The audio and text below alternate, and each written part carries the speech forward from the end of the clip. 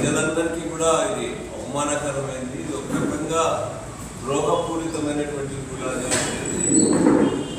ఇక్కడ అందరూ కూడా అభిప్రాయపడ్డారు. దాని తర్వాత అయినా చంద్రబాబు నాయుడు గారు స్పందిస్తారేమో అని చెప్పి అనుకున్నారు, సూటిగా సమాధానం చెప్తారేమో.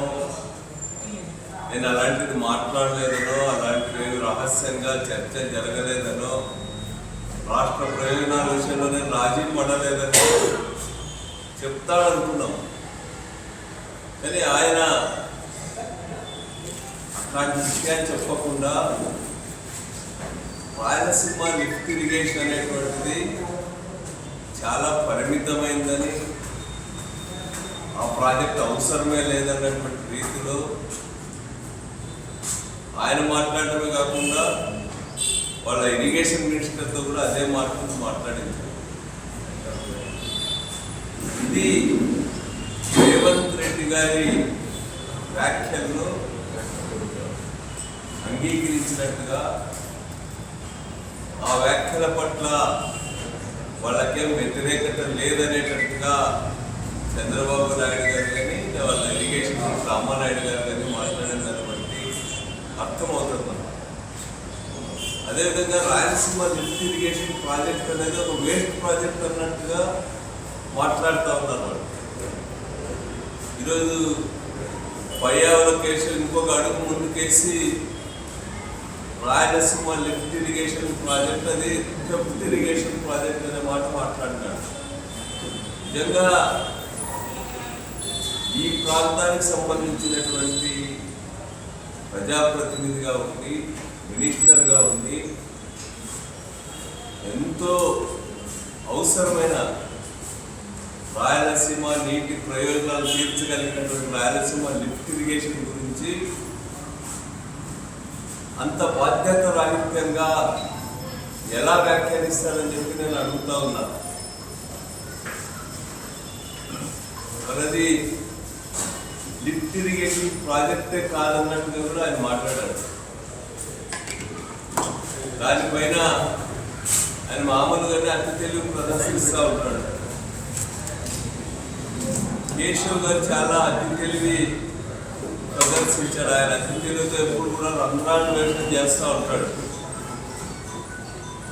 రాయలసీమ లిఫ్ట్ ఇరిగేషన్ ప్రాజెక్ట్ సంబంధించిన జీవోని చూపిస్తూ ఈ జీవోలో గ్రామటికల్ మిస్టేక్స్ ఉన్నాయని చెప్పడం కాకుండా దాంట్లో తనకు అనుకూలమైనటువంటి ఒక పార్ట్ను మాత్రమే తీసుకొని అసలు దీంట్లో స్పష్టత లేదు, ఇది ఇరిగేషన్ ప్రాజెక్టా లేకపోతే డ్రింకింగ్ వాటర్ ప్రాజెక్టా లేకపోతే కేవలం చెన్నైకి నీళ్ళు అందించే ప్రాజెక్టుగా అనే అనుమానాలు జరుగుతున్నాయని చెప్పి మాట్లాడాడు. అసలు ఇది ప్రాజెక్టే కాదన్నాడు. నేను ఒకసారి కేశవ్ గారిని అడుగుతా ఉన్నా, మీరు ఆ ప్రాజెక్ట్ అంతా కూడా సందర్శించినాయని చెప్పి చెప్తా ఉన్నారు కదా, మళ్ళీ ఆ ప్రాజెక్టులో జరిగినటువంటి పనులు మీకు కనిపించలేదా అని చెప్పి నేను అడుగుతా ఉన్నా. అది లిఫ్ట్ ఇరిగేషన్ ప్రాజెక్ట్ అయితే మీరేం చెప్తా ఉన్నారు, దానికి సంబంధించిన దాదాపు 700 కోట్ల రూపాయల పైగా ప్రభుత్వానికి సంబంధం లేకుండానే కాంట్రాక్టర్కి ఇచ్చేశారనే మాట మాట్లాడుతూ ఉన్నారు. సరే, మీకు ఇంత అనుభవం ఉందని చెప్పి చెప్పుకుంటూ ఉంటారు కదా, అట్లాంటి మీరు ఇప్పుడు ఫైనాన్స్ మినిస్టర్గా కూడా ఉన్నారు.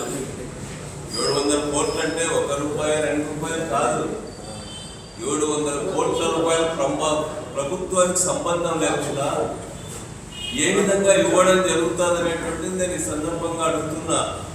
బహుశా ఈ మధ్యకాలంలో థెఫ్ట్ బాగా అలవాటు పడినట్టున్నాడు, అందుకే ప్రాజెక్టుగా థెఫ్ట్ ఇరిగేషన్ ప్రాజెక్ట్ అని చెప్పి కేశవ్ మాట్లాడుతూ ఉన్నారు. అది ఎఫ్ఆర్ఎం లెవెల్స్ వీటన్నిటినీ సర్దుబాటు చేసుకోవడానికి కార్పొరేషన్ ద్వారా గవర్నమెంట్ అనుమతి ఇచ్చినటువంటిది. అది దాన్ని పట్టుకొని ప్రభుత్వానికి సంబంధం లేకుండా 700 కోట్ల రూపాయలు ఇచ్చేసారనేటువంటి మాట మాట్లాడుతున్నారు.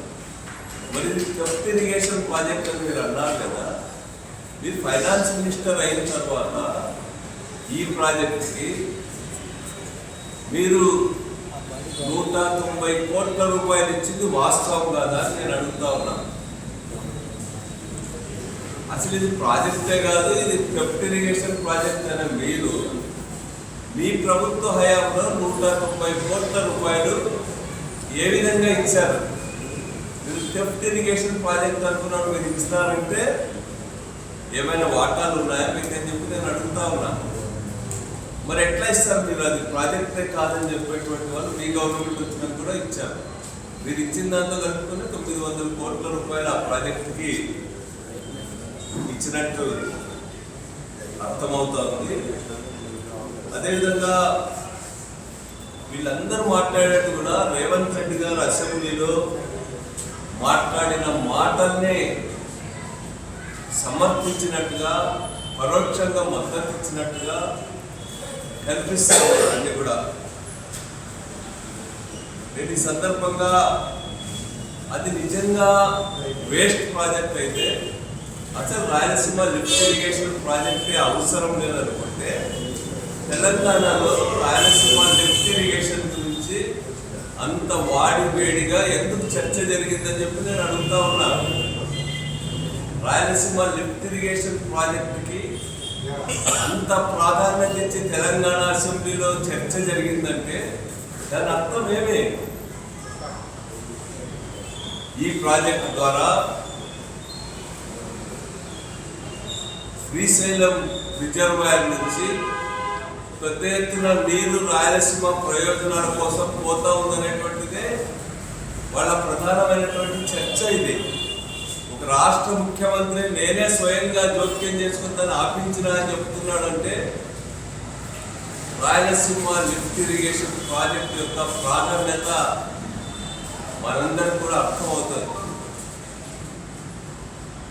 రాయలసీమ ఇరిగేషన్ ప్రాజెక్ట్ అనేటువంటిది భవిష్యత్తులో అది మన రాయలసీమ ప్రాజెక్టులకు, అదేవిధంగా నెల్లూరు, చెన్నైకి తాగునీటి ఇవ్వడానికి అది ఒక వరప్రసాదనిగా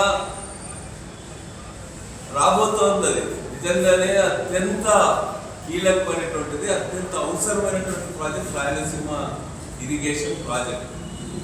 ఈ ఇరిగేషన్ ప్రాజెక్ట్ అసలు స్టార్టే కాదని చెప్పి చెప్తా ఉన్నారు. కళ్ళుండి కబోదులాగా ప్రవర్తించే వరకు అక్కడ జరిగినటువంటి వర్కే కనపడు. దాదాపు 900 కోట్ల రూపాయలు ఇచ్చాం. మేము వచ్చిన తర్వాత 190 కోట్ల రూపాయల వరకు ఇచ్చినామంటే ఆ ప్రాజెక్టు ఈరోజు ముందుకు పోయేటువంటి దశలో తెలుగుదేశం పార్టీకి సంబంధించిన తెలంగాణ వారితో కోర్టులో కేసు వేయించి ఈ యొక్క ప్రాజెక్టు జగన్ గారి ముద్ర పడుతుందని, జగన్ గారికి మంచి పేరు రాకూడదు అనేటువంటి ఉద్దేశంతో కోర్టులో కేసు వేయించిందే తెలుగుదేశం పార్టీ వాళ్ళు. ఆ రోజే మేము చెప్పాం టీడీపీకి సంబంధించిన వాళ్ళతో రాయలసీమ లిఫ్ట్ ఇరిగేషన్ పైన వాళ్ళు అక్కడ కేసు వేయించినారు పర్యావరణ దీనికి సంబంధించినటువంటి దాంట్లోనే మేము ఆ రోజే చెప్పాం.